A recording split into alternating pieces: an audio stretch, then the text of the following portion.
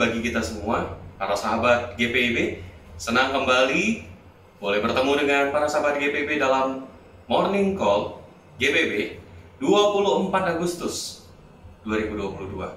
Ya, hari ini kita berada pada hari Kamis. Bapak Ibu Saudara yang dikasihi oleh Tuhan, saya adalah Pendeta Okto Emmanuel Jonas Lamsi Hartarigan. Senang bertemu dan berkenalan dengan kita semua, berjumpa di dalam Morning Call ini. Bapak Ibu Saudara yang dikasihi oleh Tuhan, kita tahu bersama bahwa pada tanggal 19 sampai dengan 23 Agustus kemarin telah dilaksanakan kegiatan konverdal. Nah, ini adalah sebuah momen bagi saya kepada Bapak Ibu Saudara untuk memperkenalkan bagaimana situasi keadaan jalan antara tempat saya pelayanan di GPIB Jemaat Eklesia Air Upas menuju ke GPIB Immanuel Kota Singkawang. Saya akan memberikan videonya kepada Bapak Ibu. Silakan untuk dilihat dan dinikmati.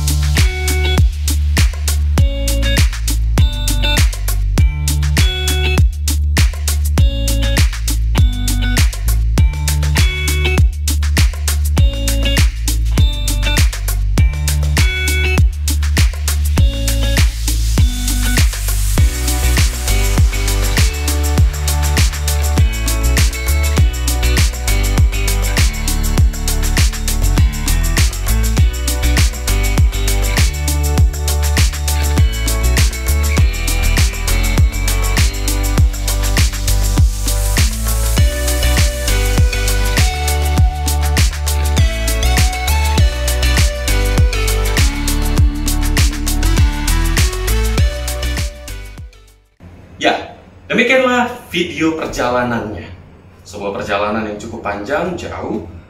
Bagi kami para pendeta yang ada di Kecamatan Air Upas, baik Jemaat Bukit Zaitun Air Durian maupun Jemaat Eklesia Air Upas, ketika kami hendak melakukan perjalanan ke kota Pontianak ataupun Singkawang, kami harus melewati jalan tanah dan berdebu sejauh 90 km lebih kurang, dengan waktu tempuh 3-4 jam lamanya.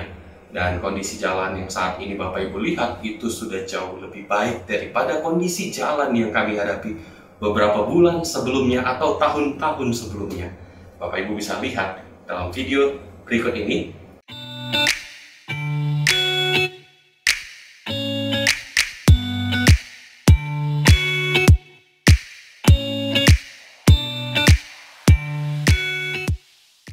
Ya, demikianlah Bapak Ibu Saudara yang dikasihi oleh Tuhan. Ada banyak perubahan kondisi jalan sebelumnya dengan saat ini. Mari kita persiapkan bacaan Alkitab kita dalam renungan Morning Call pada saat ini berdasarkan Injil Lukas pasal 20 ayat 27 sampai dengan 28. Ada dua ayat yang akan kita baca. Tapi sebelumnya, mari kita bersatu dalam doa. Kami mengucap syukur kepadamu Tuhan untuk pagi hari ini yang indah yang boleh Tuhan berikan bagi kami untuk kami jalani. Kami percaya rahmat Tuhan pun akan bersama dengan kami lewat kuasa Roh Kudus-Mu. Maka tuntunlah kami pada pagi hari ini melalui firman-Mu agar hidup yang kami jalani selama sehari boleh kami jalani tetap berjalan pada jalan Tuhan. Berbicaralah kepada kami ya Bapa, dan kami pun siap untuk mendengarkannya. Jemaat yang dikasihi oleh Tuhan, mari kita lihat Alkitab kita, firman Tuhan. Sekali lagi Injil Lukas pasal 20 ayat 27 dan 28. Saya akan membacakannya untuk kita semua. Maka datanglah kepada Yesus beberapa orang Saduki yang tidak mengakui adanya kebangkitan. Mereka bertanya kepadanya, "Guru, Musa menuliskan perintah ini untuk kita. Jika seorang yang mempunyai saudara laki-laki mati, sedang istrinya masih ada, tetapi ia tidak meninggalkan anak, saudaranya harus kawin dengan istrinya itu dan membangkitkan keturunan bagi saudaranya itu." Demikianlah firman Tuhan, terpujilah Kristus. Haleluya.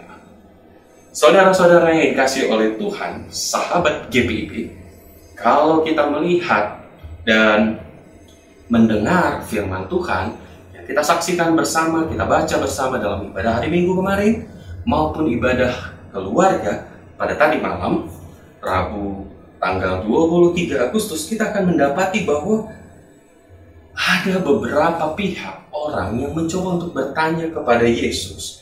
Tapi pertanyaannya itu pertanyaan-pertanyaan yang nyeleneh.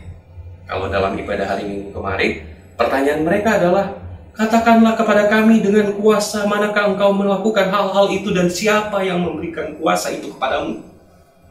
Itu dalam Lukas pasal 20 ayat 2. Tadi malam dalam ibadah keluarga, kita menemukan pertanyaan nyeleneh lainnya yang dituliskan dalam Injil Lukas pasal 20. Pertanyaannya adalah ayat 22. Apakah kami diperbolehkan membayar pajak kepada Kaisar atau tidak? Dan ini pertanyaan ketiga selanjutnya yang kita temukan. Pertanyaan adalah di ayat 27, ayat 28. Guru, Musa menuliskan perintah ini untuk kita. Bapak Ibu Saudara yang dikasihi oleh Tuhan, sahabat GPIB, mungkin dalam kehidupan kita seringkali kita bertanya-tanya, bertemu dengan orang yang bertanya-tanya dengan pertanyaan-pertanyaan yang masuk akal, tetapi dengan maksud atau motivasi untuk mencari celah agar kita bisa tersudut, terpojokkan, atau kita tidak mampu menjawab. Padahal pertanyaan itu bukanlah pertanyaan yang konstruktif. Itu adalah sebuah pertanyaan yang destruktif, merusak, menghancurkan. Dan hal ini dihadapi oleh Yesus berkali-kali, bukan 1, 2, 3 kali. Injil Lukas pasal 20 ini mencatat berkali-kali Yesus diperhadapkan dengan orang-orang atau kelompok-kelompok yang mencoba menguji dia. Kalau Yesus salah jawab, maka ada celah bagi mereka untuk menghajar, menghukum, membawa Yesus ke mahkamah agama, mengadilinya, dan seterusnya. Tapi ternyata Yesus bersikap wise, bijak. Artinya, Yesus tidak meladeni untuk menjawab pertanyaan mereka. Karena Yesus tahu apa yang menjadi motivasi mereka. Tapi Yesus pun menjawab dengan cara yang cukup elegan. Itu akan menjadi renungan dalam night call nanti di ayat selanjutnya. Dan Bapak Ibu Saudara dikasih oleh Tuhan, sahabat GPIB, dalam kehidupan kita sehari-hari, kalau kita bertemu dengan orang-orang yang bertanya-tanya dengan cara yang nyeleneh, misalnya, pertanyaan apa ya kira-kira yang nyeleneh? Contohnya, yang belakangan ini sering sekali, mungkin Bapak Ibu dengar di YouTube, Facebook, Instagram, dan seterusnya, ada orang yang mengatakan bahwa Yesus itu bukan 100% manusia dan bukan 100% Allah. Kalau iman Kristen, atau ada orang Kristen yang mengatakan bahwa Yesus bukan anak Allah, maka runtuhlah bangunan, pemahaman iman, pengakuan iman kita sebagai seorang Kristen. Artinya, Yesus bukan Allah, dan Allah yang kita imani bukan Allah Tritunggal, dan itu bukan iman Kristen. Tentunya, kalau kita melihat secara historis, sejarah gereja, teologi, perkembangan teologi, baik dari abad pertama mula-mula hingga saat ini, bukan hanya seperti yang terjadi di Indonesia beberapa bulan belakangan ini. Pertanyaan itu atau pernyataan itu bukan baru kali ini saja diajukan. Bukan baru kali ini saja pertanyaan yang mempertanyakan apakah Yesus itu anak Allah. Apakah Yesus itu sang Allah sendiri? Apakah Yesus itu 100% manusia dan 100% Allah? Itu sudah diuji dan dipertanyakan berkali-kali. Dan para bapak-bapak gereja mencoba untuk mempertahankan pemahaman iman, pengakuan iman, dogma gereja bahwa Yesus itu 100% manusia, 100% Allah. Dan dia adalah sang anak yang juga juru selamat bagi manusia dan seluruh ciptaan. Maka dari itu Bapak Ibu Saudara yang dikasih oleh Tuhan, sahabat GPIB, sebagai seorang Kristen kita perlu untuk bijaksana dalam menjawab setiap pertanyaan-pertanyaan. Pertanyaan-pertanyaan apapun yang ada ditujukan kepada kita dengan niat yang tidak baik, dengan niat untuk mencelakakan, dengan niat untuk mencari celah dan kesalahan kita, maka kita perlu meresponsnya dengan cara yang bijak. Kita tidak perlu meresponsnya dengan emosional. Ini pertanyaan apa? Kenapa kamu mempertanyakan seperti ini? Tidak. tapi jawablah dengan cara yang bijak. Kalau tadi malam kita mendapati Yesus katakan, berikanlah apa yang menjadi kewajibanmu kepada Kaisar, dan berikan juga apa yang menjadi kewajibanmu kepada Allah. Maka dari itu, nanti pun orang Saduki yang tidak percaya dengan kebangkitan, lalu mempertanyakan kebangkitan tersebut, Yesus menjawabnya dalam bacaan Alkitab atau firman Tuhan di night call nanti dengan cara yang elegan juga. Untuk itu, carilah hikmat Tuhan dan jalanilah kehidupan ini bukan dengan cara yang emosional, tetapi dengan berhikmat. Itu adalah sikap seorang Kristen. Selamat pagi, Tuhan Yesus memberkati saudara. Mari kita bersatu dalam doa. Terima kasih Tuhan untuk kebaikan-Mu di pagi hari ini, untuk firman-Mu yang boleh Kau taburkan.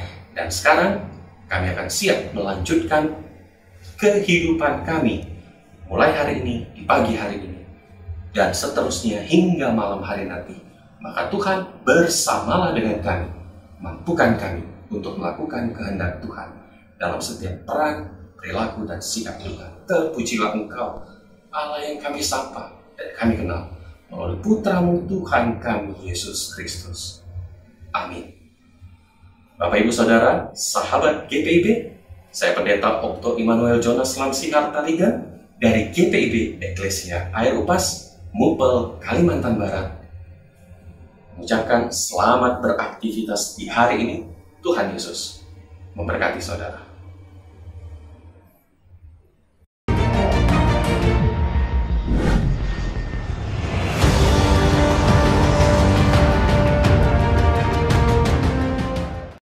Sekolah Tinggi Ilmu Kesehatan Gria Husada Surabaya membuka penerimaan mahasiswa baru tahun ajaran 2023 sampai 2024. Sekolah Tinggi Ilmu Kesehatan Gria Husada terakreditasi BAN PTB dengan menawarkan 2 program studi, yaitu pertama, D3 Kebidanan, kedua, Administrasi Rumah Sakit. Ada juga fasilitas yang memadai seperti asrama putri, perpustakaan, gazebo dan hotspot area, dan masih banyak lagi. Pendaftaran gelombang pertama dibuka pada Desember 2022 sampai Februari 2023. Gelombang kedua dibuka pada Maret 2023 sampai Mei 2023. Gelombang ketiga dibuka pada Juni 2023 sampai September 2023. Untuk informasi lebih lanjut dapat menghubungi nomor di bawah ini.